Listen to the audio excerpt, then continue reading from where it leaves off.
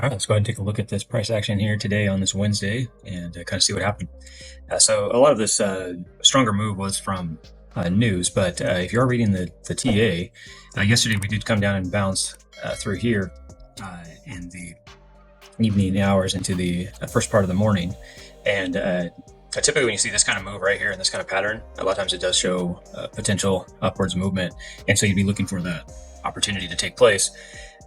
And a lot of the market was waiting for news event. That's why you kind of see this come up and then play sideways. But we can't take advantage of this move. And if you basically what I did with this one and what we're looking for is I went on the 30 minute chart, and you can see after the first 30-minute candle is right here on the session change. The second candle is what I'm looking for, and I marked the top and bottom. And then you're looking for it to show signals. When you want to use your indicators for this, some people just say, hey, I'll go down to the 5-minute now, and we'll take a look at that when it breaks out of those top and bottom of that 30-minute candle. We're going to go ahead and take this. So right here is that 30-minute candle, and then we're looking at taking a position.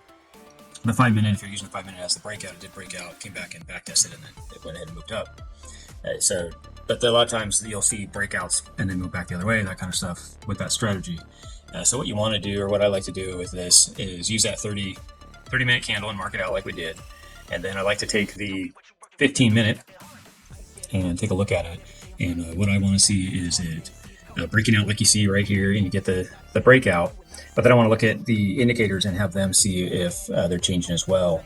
And you do see that changing through here, the candles breaking up and then going through. So if I went down in my 1 minute during this time and see if it was truly breaking out through that time frame, let me get back into the right time here on the breakout.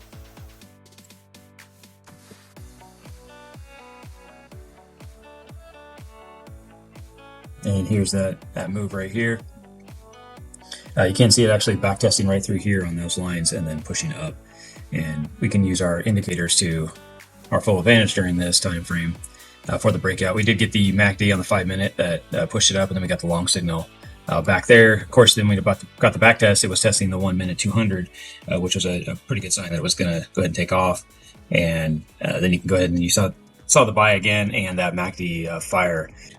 When this back tested here, we were in the full move, and using the 5-minute and the 1 minute as your back test on that key level of support, which is this area right here on this orange line that I drew, which is top of your 30-minute. That was your back test, and you could have looked at getting in then and going out to the 5-minute again for confirmation on that 1 minute, which would be right in here. We're confirming it already got the color change as well.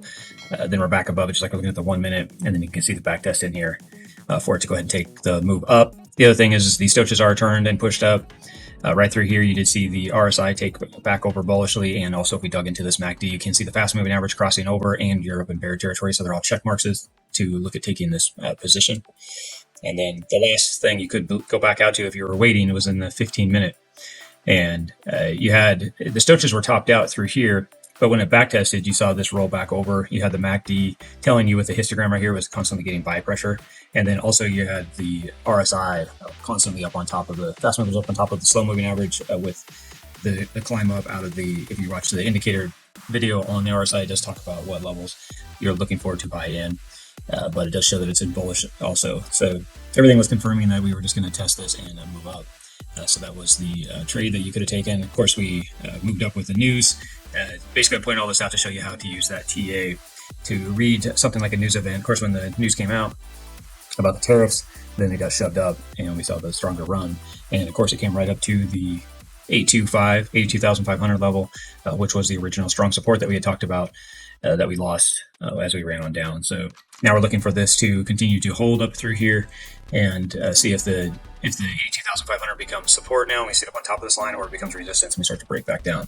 That's what I'd be looking for at this point. So that is the recap for this Wednesday, and hopefully just showed you a little bit how to use another strategy of that 30-minute with using the other candles.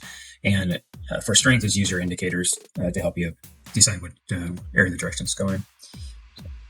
All right, well, like and subscribe our videos, and we'll see you in the next one and talk about some more TA and price action.